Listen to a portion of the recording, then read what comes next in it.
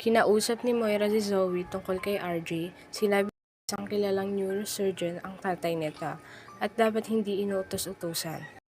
Sinabi ni Zoe na gusto naman ng daddy niya ang ginagawa nito, kaya kung saan niya ito nakikitang masaya ay susuportahan niya ito.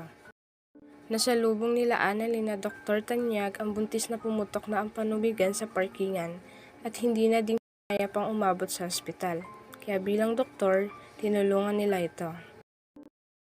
Lumapit ang gwardiya sa kanila at sinabing nariyan na ang ambulansya. Sinabi naman ni RJ na sa Apex ihatid ang pasyente. Nagulat si Annalyn na marinig ang Apex. Agad sinabi ni RJ na siya ang bahala. Kilay na pasama niya din si Annalyn.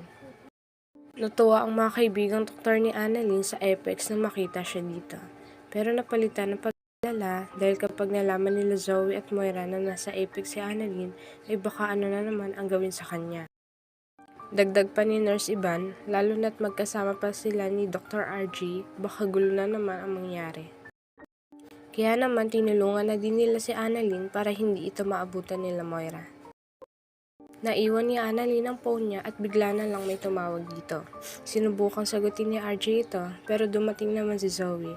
Tinanong siya kung ano ang ginagawa niya roon, lalo na't ang pagkakaalam nila ay nasa blood donation ito.